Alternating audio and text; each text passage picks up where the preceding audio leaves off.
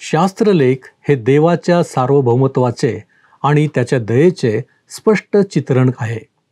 जिथे शास्त्रलेख किंवा वचन आहे तिथे त्याच्या गौरवाचे प्रकटीकरण आहे. काय आपणास शास्त्रलेख किंवा वचन ठाऊक आहेत?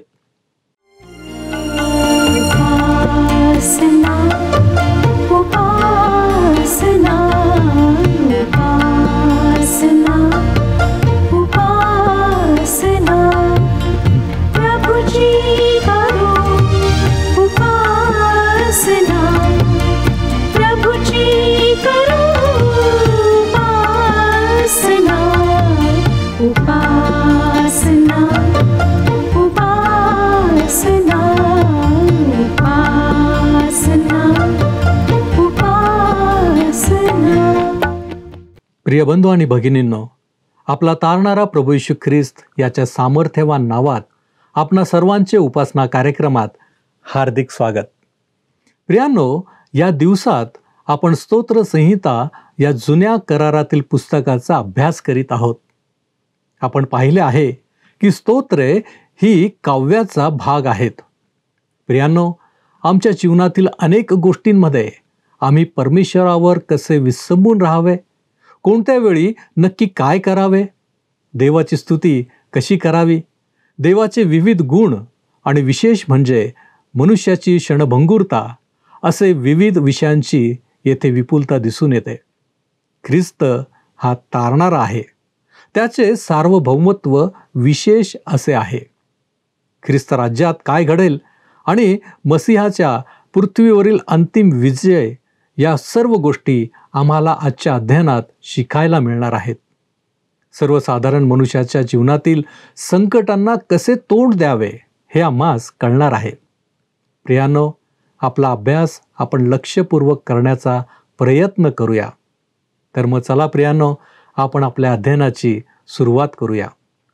श्रोत्यांनो, मागच्या कार्यक्रमामध्ये 45 स्तोत्र आम्ही संपवले आहे आणि आज पुढच्या स्तोत्रांचा अभ्यास आम्ही सुरू करीत आहोत. या स्तोत्रानंतरची 3 स्तोत्रे येशू ख्रिस्ताच्या या पृथ्वीवरच्या राज्याचे वर्णन करणारी आहेत.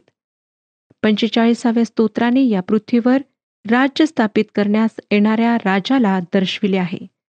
1000 वर्षाचे राज्य आणि ह्यानंतरची 3 स्तोत्रे त्या राज्याविषयी आम्हाला सांगतील.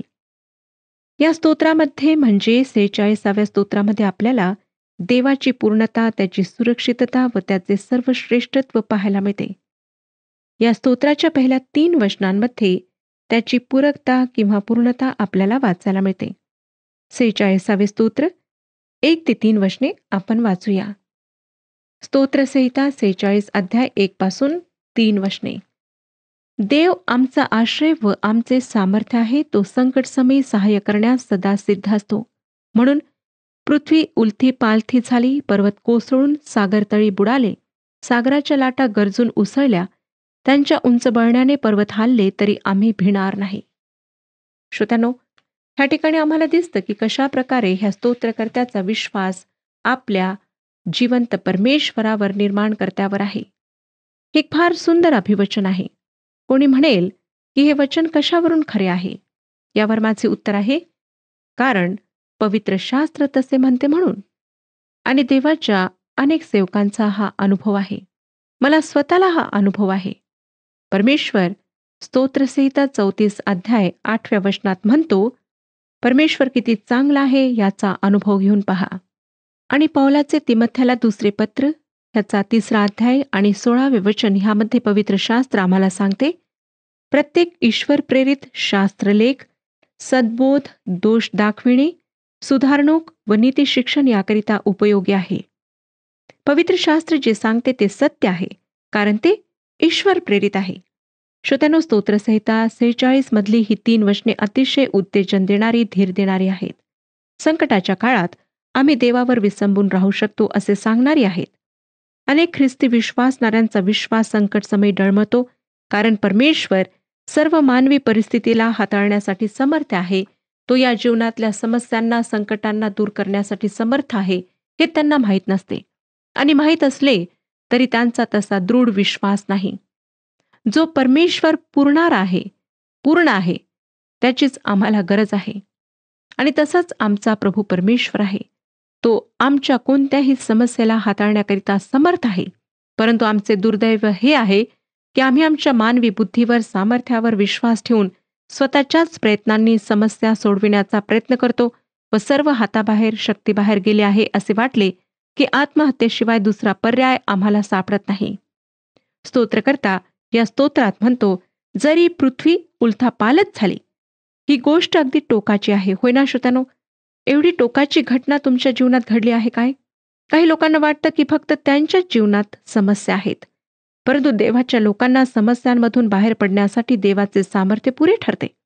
हे स्तोत्र एका महान धर्मसुधारकाचे आवडीचे स्तोत्र होते. त्याच्या जीवनाविषयी विचार करा. त्यांना फार महान, कठीण अशा समस्यांचा सामना करावा लागला. त्यांना जर देवाचे सामर्थ्य तेव्हा प्राप्त झाले नसते, तर मला नाही वाटत की तो धर्मसुधारणेचे महान व अतिकष्टाचे काम एकटा पार पाडू शकला असता. आज आम्ही जे सर्व विश्वासणारे आहोत, ते त्या देवाच्या सेवकाच्या प्रचंड सेवेबद्दल देवाचे अतिशय ऋणी आहोत. कारण ख्रिस्तावरच्या विश्वासाने आम्ही परमेश्वरासमोर न्याय ठरू शकतो, हा सिद्धांत त्या धर्मभ्रष्ट युगात त्यांनीच लोकांसमोर ठेवला. जो त्या देवाच्या सेवकाचा देव आहे, जो या स्तोत्रकर्त्याचा देव आहे, तोच आमचाही देव आहे. तो कधी न बदलणारा, सामर्थ्यशाली व प्रेमळ देव आहे. म्हणून जेव्हा संकटसमयी आम्हाला त्याच्या पंखाखाली आश्रय मिळतो, त्याचे सहाय्य मिळते, तेव्हा स्तोत्रकर्त्याप्रमाणे आम्हीही मोठ्या विश्वासाने व अभिमानाने म्हणू शकतो, देव आमचा आश्रय व आमचे सामर्थ्य आहे. तो संकटसमयी सहाय्य करण्यास सदा सिद्ध असतो. आता आपण 4 ते 7 ही वचने वाचूया. देवाच्या सुरक्षिततेविषयी ही वचने आम्हाला सांगतात. 46 स्तोत्र 4 ते 7 वचने. जिचे प्रवाह देवाच्या नगराला, परस्पराच्या परमपवित्र निवासस्थानाला आनंदमय करीतात, अशी एक नदी आहे. त्या नगराच्या ठाई देव आहे. ते ढळावयाचे नाही. प्रभात होताच देव त्याला सहाय्य करेल. राष्ट्रे खवळली, राज्ये डळमळली. त्याने गर्जना केली, तो पृथ्वी विरघळून गेली. सेनाधीश परमेश्वर आमच्या बरोबर आहे. याकोबाचा देव आमचा आश्रय आहे. श्रोत्यानो, काही तज्ज्ञांच्या मते ही नदी प्रतिकात्मक आहे. परंतु मला वाटतं की ही नदी खरी आहे, ज्याविषयी आम्हाला 4थ्या वचनात वाचायला मिळाले. ती देवाचे वचन आहे. आजही देवाच्या वचनाच्याद्वारे जे सामर्थ्य व सहाय्य आम्हाला मिळते, त्याविषयी हे वचन आहे. पहिल्या स्तोत्रामध्ये आम्हाला सांगण्यात आले आहे की सुखी पुरुष हा पाण्याच्या प्रवाहाजवळ लावलेल्या झाडाप्रमाणे आहे. हा पाण्याचा प्रवाह म्हणजेच देवाचे वचन आहे. तसेच देवाच्या मंदिरातून वाहणाऱ्या नदीचे वर्णन आम्हाला एहेजकेलचे पुस्तक 47व्या अध्याय सापडते. तसेच प्रगटीकरणाचे पुस्तक 22वा अध्याय आणि पहिले वचन यामध्ये योहान म्हणतो, प्रगटीकरणाचे पुस्तक 22वा अध्याय पहिले वचन.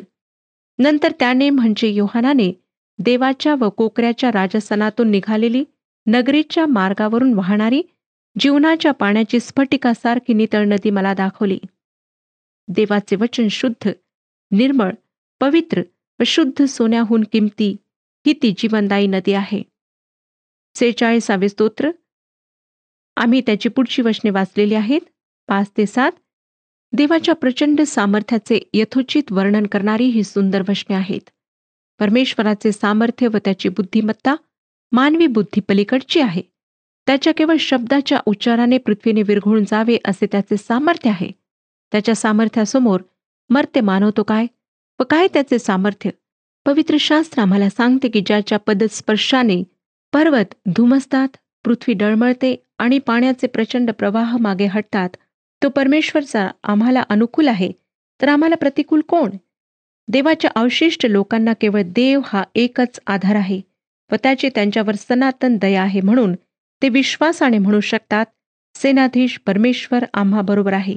याकोबाचा देव आमचा आश्रय आहे. तात्पर्य हे की असा आमचा देव जर आमचे सहाय्य आहे, तर आम्ही भय धरण्याचे काही एक कारण नाही व परमेश्वर आपल्या लेकरांना स्वतःच्या मायेच्या पंखाखाली लपवतो. स्तोत्रसंहिता 91 अध्याय आणि पहिलं वचन सांगतं, जो परात्पराच्या गुप्तस्थली वसतो, तो सर्व समर्थाच्या सावलीत राहील. होय श्रोत्यांनो, या सामर्थ्यशाली परमेश्वराच्या कृपेच्या वेष्टनातच आमची सुरक्षितता आहे. यानंतर 46व्या स्तोत्राच्या 8 ते 11 या वचनांमध्ये आपल्याला परमेश्वराचे सार्वभौमत्व पाहायला मिळते. वाचूया श्रोत्यानो 8 आणि 9 ही वचने. 46वे स्तोत्र 8 आणि 9 वचने. या परमेश्वराची कृत्ये पहा, त्याने पृथ्वीची कशी नासधूस केली आहे. तो दिगंतापर्यंत लढाया बंद करीतो, तो धनुष्य मोडितो, भाला तोडून टाकितो, रथ अग्नीत जाळून टाकितो. हे वचन पृथ्वीवर न्यायाकरिता येणाऱ्या ख्रिस्ताचे वर्णन करते. तो लढाया शांत करतो, धनुष्य व भाला मोडून टाकतो. हा मसीहा म्हणजे दानिएलाचे पुस्तक 2 अध्याय 45व्या वचनात वर्णन केलेला कोणाचा हात न लागता पर्वतापासून आपोआप सुटलेला पाषाण आहे. आणि तोच या पृथ्वीची दाणादाण करणार आहे.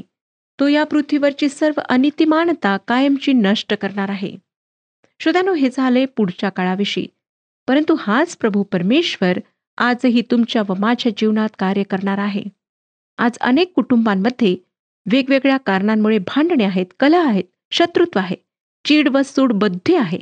अशा कुटुंबातील लोकांनी क्षणभर थांबून या वचनावर मनन करावे अशी माझी कळकळीची इच्छा आहे. कारण त्यांच्या घरातल्या शाब्दिक लढाया मिटविण्याचे सामर्थ्य प्रभू परमेश्वराजवळ आहे. त्याचा पुत्र येशू ख्रिस्त त्याला शांतीचा राजकुमार असे म्हणण्यात आले आहे. ज्यांच्या घरात अशांती आहे त्यांनी जर येशूला आपल्या घरात, जीवनात व हृदयात बोलावले तर त्याच्यासह त्याची पवित्र शांतीही त्यांच्या घरात, जीवनात व हृदयात आल्याशिवाय राहणार नाही.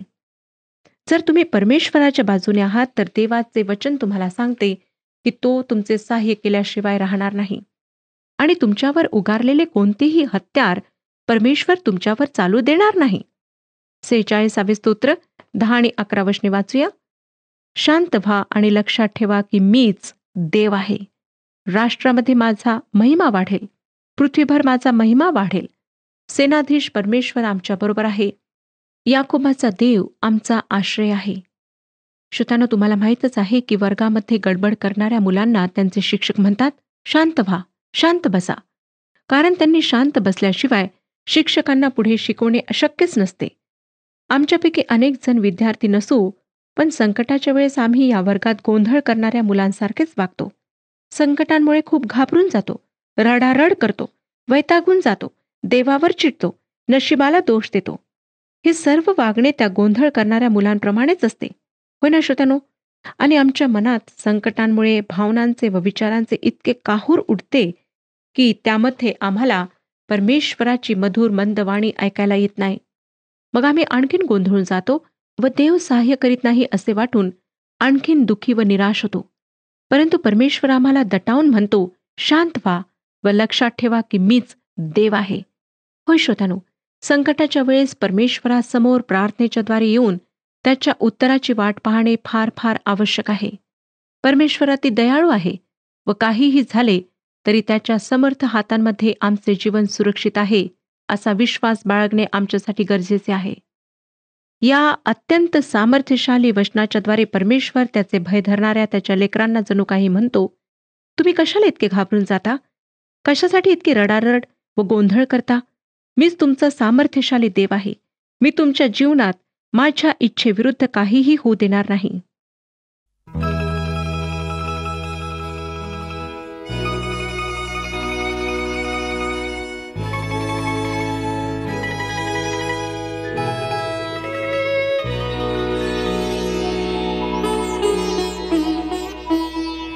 ख्रिस्ता तुझ्यावरी प्रेम वाढो, माझे तुझ्यावरी प्रेम वाढो.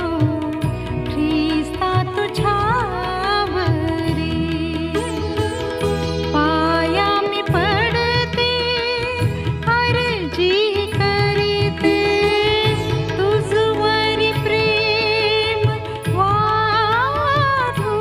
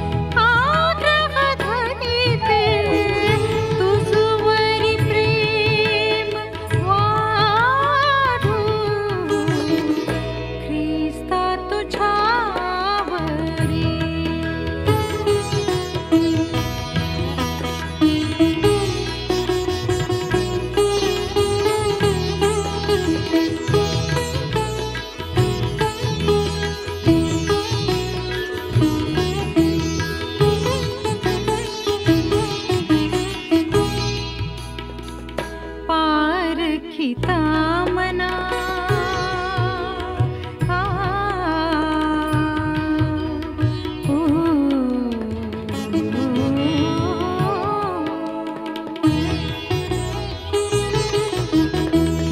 पारखिता मना दुःख होवो, ज्वालाही लागता क्षीण जाऊ, अग्नीत पोळता मी म्हणे सर्वथा, तुझवरी प्रेम वाढो, ख्रिस्ता तुझ्यावरी प्रेम वाढो, माझे तुझ्यावरी प्रेम वाढो, ख्रिस्ता तुझ्यावरी.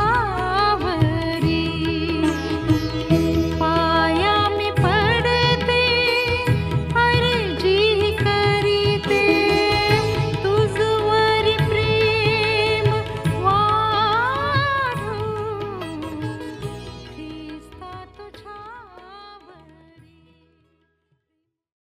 श्रोत्यानो, तुमच्यापैकी अनेक जण आजूबाजूच्या जगातल्या दुःखद व निराशाजनक परिस्थितीला पाहून विफल होत असतील. परमेश्वराच्या चांगुलपणाविषयी त्यांच्या मनात शंका येत असतील. पण प्रभू परमेश्वर अशा सर्वांना म्हणतो, शांत व्हा आणि लक्षात ठेवा की मीच देव आहे. आमच्या वैयक्तिक जीवनातली वादळे त्याच्या हाती जर आम्ही सोपवून दिली, तर तो ती अशा प्रकारे शांत करतो की त्यामुळे त्याचे गौरव, त्याची महती होते. या जिवंत, प्रेमळ, अतिदयाळू अशा सेनाधीश परमेश्वराच्या, याकोबाच्या देवाच्या हाती आम्ही असणे आमच्या कल्याणाचेच आहे. हे स्तोत्र भवितव्यात देवाच्या लोकांसाठी आशीर्वादाचे आहे आणि सध्याही ते देवाच्या लोकांना धीर व सांत्वन देणारे आहे. 47व्या स्तोत्रामध्ये ख्रिस्त राज्यातील स्तुती व उपासना यांचे वर्णन आहे. प्रभू येशू ख्रिस्ताचे या पृथ्वीवर दुसऱ्यांदा आगमन झाल्यानंतर तो आपल्या राज्याची स्थापना करणार आहे. त्याविषयीचे वर्णन करणारे हे स्तोत्र आहे. आता ह्या स्तोत्राची पहिली 2 वचने आपण वाचूया. 47 स्तोत्र, पहिली 2 वचने. अहो सर्व लोक हो, टाळ्या वाजवा, उत्साह शब्दांनी देवाचा जय जयकार करा, कारण परमेश्वर परात्पर व भयप्रद आहे. तो अखिल पृथ्वीचा महान सार्वभौम राजा आहे. श्रोत्यानो, स्तोत्रकर्ता म्हणतो की परमेश्वर भयप्रद आहे. ही गोष्ट खरी आहे. येशू ख्रिस्त जेव्हा या पृथ्वीवर राज्य करायला येईल, तेव्हा त्याची सर्वत्र स्तुती व उपासना होईल. तो येईल तेव्हा तो सर्व बंडखोरी, वृथाभिमान, उद्धटपणा, देवाविरुद्ध बंडाळी व हट्टीपणा यांचा बिमोड करेल. 46व्या स्तोत्रामध्ये येशू ख्रिस्त जेव्हा न्यायासाठी येईल, तेव्हाचा जो आनंद आहे तो साजरा होताना आपण पाहिला. आता या स्तोत्रात त्याचे राज्य प्रस्थापित झालेले आणि तो पृथ्वीवर राज्य करताना आम्हाला आढळतो. 47वे स्तोत्र 3 आणि 4 वचने पुढे सांगतात, तो लोकास आमच्या ताब्यात देतो, तो राष्ट्रास आमच्या पायाखाली घालितो. त्याच्या आवडत्या याकोबास ज्या वतनाचा अभिमान होता, ते त्याने आम्हासाठी निवडिले आहे. हे वर्णन श्रोत्यानो येशू ख्रिस्ताच्या दुसऱ्या आगमनाविषयी आहे. तो आम्हाला स्वर्ग राज्याचे वतन देणार आहे. 5 ते 9 वचने पहा. जयघोष होत असता देव वर गेला आहे, करण्याचा शब्द होत असता परमेश्वर वर गेला आहे. देवाची स्तुती स्तोत्रे गा, स्तुती स्तोत्रे गा, आमच्या राजाची स्तुती स्तोत्रे गा, स्तुती स्तोत्रे गा, कारण देव सर्व पृथ्वीचा राजा आहे. तुम्ही लक्षपूर्वक त्याची स्तुती स्तोत्रे गा. देव राष्ट्रावर राज्य करीत आहे. देव आपल्या पवित्र राजासनावर बसला आहे. राष्ट्रातले अधिपती जमले आहेत. अब्रामाच्या देवाची प्रजा एकत्र झाली आहे, कारण पृथ्वीवरील ढाली देवाच्या आहेत. तो परम थोर आहे. श्रोत्यानो, संपूर्ण विश्वावर अधिकार गाजविणाऱ्या सर्व सामर्थ्यशाली, सर्वव्यापी व सर्वज्ञानी प्रभू परमेश्वराचे हे उत्स्फूर्तपणे केलेले स्तुतिगान आहे आणि या स्तुतीस तो पात्र आहे. परमेश्वराची स्तुती करणे, त्याला धन्यवाद देणे आनंददायक आणि चांगले आहे. आता आपण 48व्या स्तोत्राकडे वळूया. ते मसीहाच्या या पृथ्वीवरच्या अंतिम विजयाविषयी आहे. वाचूया श्रोत्यानो 1 ते 3 वचने. परमेश्वर थोर आहे. आमच्या देवाच्या नगरात, त्याच्या पवित्र डोंगरावर तो स्तुतीस अत्यंत पात्र आहे. उत्तर सीमेवरील सियोन डोंगर, राजाधिराजाचे नगर, उच्चतेमुळे सुंदर व सर्व पृथ्वीचा आनंद आहे. देव त्याच्या प्रासादामध्ये आश्रयदुर्ग असा प्रगट झाला आहे. या स्तुतिपर वचनामध्ये आपण हे वाचतो की उत्तर सीमेवरील डोंगराचा म्हणजे सियोन डोंगराचा त्यामध्ये उल्लेख आहे. बहुधा पृथ्वीवर येणे व परत वर जाणे यासाठी हा मार्ग असावा. उत्तर सीमेचा एक चित्तवेधक उल्लेख आम्हाला यशाया संदेष्ट्याच्या पुस्तकात आढळतो. वाचूया श्रोत्यानो, यशायाचे पुस्तक 14वा अध्याय 13 आणि 14 वचने. यशाया 14वा अध्याय 13 आणि 14 वचने. जो तू आपल्या मनात म्हणालास, मी आकाशात चढेन, देवाच्या तारांगणाहून माझे सिंहासन उच्च करीन, उत्तर भागातील देवसभेच्या पर्वतावर मी विराजमान होईन, मी मेघांवर आरोहण करीन, मी परात्परा समान होईन. असे वाटते की ही उत्तर सीमा एक मार्ग आहे. देवाची जागा घेण्याचा सैतानाचा मानस होता. देव व सैतान यांच्यातला हा पृथ्वीवरचा शेवटचा व सर्वात मोठा संघर्ष असणार आहे. 4 आणि 5 वचने पुढे सांगतात, कारण पहा, राज्ये एकत्र झाले व एकजुटीने चढाई करून आले. हे नगर पाहताच ते विस्मित झाले व घाबरे होऊन पळत सुटले. माझा विश्वास आहे की येशू ख्रिस्ताच्या पृथ्वीवरील राज्याची 1000 वर्षे संपल्यानंतर सैतानाला मुक्त करण्यात येईल व तो पृथ्वीच्या 4ही दिशांना असलेल्या राष्ट्रांना फसविण्यासाठी बाहेर पडेल. गोग व मागोग या देशांना, ज्यांची संख्या समुद्राच्या वाळूच्या कणांसारखी आहे, त्यांना लढाईसाठी एकत्र करेल. आपण त्याविषयी प्रगटीकरणाचे पुस्तक 20वा अध्याय 7 ते 9 ह्या वचनांमध्ये वाचतो. प्रगटीकरणाचे पुस्तक 20वा अध्याय 7 ते 9 वचने. ती 1000 वर्षे संपल्यानंतर सैतानाला आपल्या कैदेतून सोडण्यात येईल आणि तो पृथ्वीच्या 4 कोपऱ्यातले राष्ट्रे गोग व मागोग यास ठगवावयास, त्यास लढाईसाठी एकत्र करावयास बाहेर येईल. त्यांची संख्या समुद्राच्या वाळू इतकी आहे. त्यांनी पृथ्वीच्या विस्तारावर फिरून पवित्र जनांची छावणी व प्रियनगर वेढले. तेव्हा देवापासून स्वर्गातून अग्नी उतरला आणि त्याने त्यास खाऊन टाकिले. स्तोत्रसंहिता 48वा अध्याय आणि 8वे वचन आम्हाला पुढे सांगते, जे आम्ही ऐकले ते सेनाधीश परमेश्वराच्या नगरात, आमच्या देवाच्या नगरात पाहिले, ते हे की देव सर्व काळ ते स्थिर राखील. श्रोत्यानो, देवाच्या संदेष्टांपासून लोकांनी ही गोष्ट ऐकली आहे, वाचली आहे व तेव्हा त्याविषयी ते प्रत्यक्ष डोळ्यांनी पाहतील. देवाच्या लोकांची सुटका तो नेमिलेल्या समयी आपल्या अभिवचनानुसार नक्कीच करेल. याच विश्वासाने व खात्रीने स्तोत्रकर्ता पुढे काय म्हणतो पहा, 9 आणि 10 वचनांमध्ये. हे देवा, तुझ्या मंदिरात आम्ही तुझ्या वात्सल्याचे चिंतन केले. हे देवा, जसे तुझे नाव तशी तुझी कीर्ती पृथ्वीच्या शेवटापर्यंत जात आहे. तुझा उजवा हात न्यायपूर्ण आहे. त्या ख्रिस्त राज्याच्या काळात लोक अशा प्रकारे देवाची स्तुती आराधना करतील. परंतु आम्ही सुद्धा अशा प्रकारे आजही देवाची स्तुती आराधना करू शकतो आणि ती आम्ही करायला हवी, कारण तो आमच्यासाठी महत्कृत्य करतो, न्यायाची कृत्ये करतो आणि आम्हाला आजही त्याच्या वात्सल्याचा प्रतिदिनी अनुभव येतो. ज्याने येशू ख्रिस्ताचा आपल्या जीवनात तारणारा म्हणून स्वीकार केलेला आहे व परमेश्वराच्या इच्छेप्रमाणे जो चालतो, त्याचे भय धरतो, त्याला तर परमेश्वराच्या वात्सल्याचा पदोपदी अनुभव येतो. असा अनुभव आलेले मग परमेश्वराची मनापासून व उत्स्फूर्तपणे स्तुती गातात. 48व्या स्तोत्राच्या शेवटी म्हणजे 11 ते 14 या वचनांमध्ये एक स्तुती गीत रचले आहे. आपण ते वाचूया श्रोत्यानो. 48वे स्तोत्र 11 ते 14 वचने. तुझ्या न्यायकृत्यांमुळे सियोन डोंगर आनंद पावो, यहुदाच्या कन्या उल्हास होत. सियोने सभोवती फिरा, तिला फेरा घाला, तिचे बुरुज मोजा, तिच्या कोटाकडे लक्ष द्या, तिच्या प्रासादामधून फिरा, म्हणजे पुढील पिढीला तिच्याविषयी तुम्हाला सांगता येईल. कारण हा देव आमचा सनातन देव आहे, तो सर्व काळ आमचा मार्गदर्शक होईल. श्रोत्यानो, त्या ख्रिस्त राज्यामध्ये लोक देवाची मोठी उपकार स्तुती करतील. यरुशलेमेचे सौंदर्य, तिचे वैभव न्याहाळतील आणि तिच्याबद्दल परमेश्वराची उपकार स्तुती करतील व तो त्यांचा सर्व काळ मार्गदर्शक होईल. श्रोत्यानो, ही भविष्यवाणी पूर्ण होणार आहे. एक दिवस येणार आहे की प्रभू येशू ख्रिस्त आज जो तारणारा आहे तो एक न्यायाधीश म्हणून येईल. ह्या पृथ्वीवर 1000 वर्षाचे राज्य तो स्थापित करेल. परंतु ह्या वेळेला परमेश्वर आपणाला संधी देत आहे की आपण पापांची क्षमा प्राप्त करून पश्चाताप करून ख्रिस्ताला आपल्या जीवनात तारणारा म्हणून स्थान द्यावे. कारण आज तो तारणार आहे, पण तो पुन्हा जेव्हा येईल तेव्हा तो न्यायाधीश म्हणून येईल. म्हणून जेव्हा संधी मिळाली आहे तेव्हा ह्या संधीचा फायदा घ्या. आपले जीवन त्याच्या हातात समर्पित करा. श्रोत्यांनो, दुसरा कुठलाच मार्ग नाही. प्रभू येशू ख्रिस्तच मार्ग, सत्य आणि जीवन आहे. प्रभू परमेश्वर आपणा सर्वांस आशीर्वाद देवो.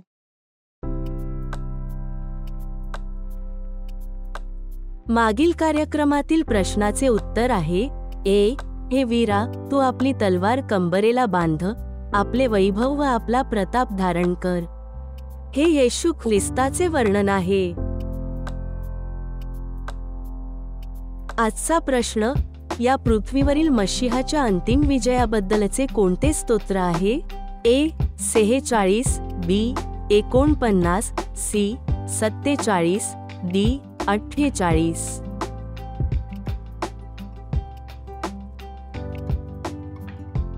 प्रियांनो, या प्रश्नाचे उत्तर उद्या सकाळी 6 वाजण्याच्या आधी पर्याय ए, बी, सी किंवा डी लिहून आपले नाव, पत्ता आणि ठिकाण यासोबत मोबाईल नंबर 7021474742 वर SMS किंवा व्हॉट्सॲप करा.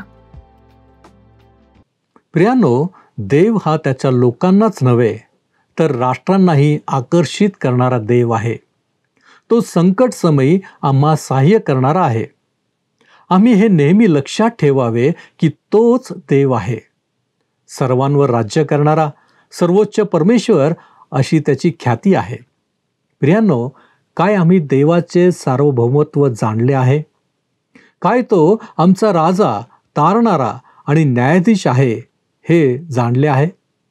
काय आम्ही प्रभूच्या आगमनाची वाट पाहणारे आहोत? आपण आत्मपरीक्षण कराल काय? आपण प्रार्थना करू.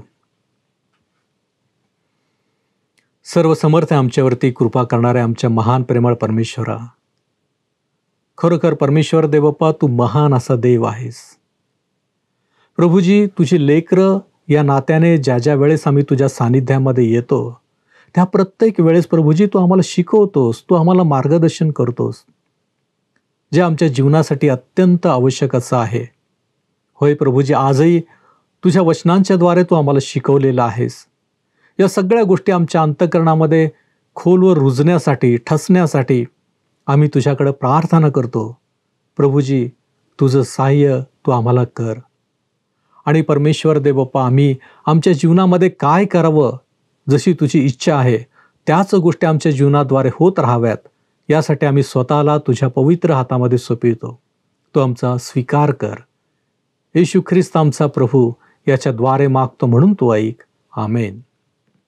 प्रियांनो, धीर धरा, आपली अंतःकरणे स्थिर करा. प्रभूच्या आगमनाची वाट पहा. परमेश्वर आपणास आशीर्वादित करो.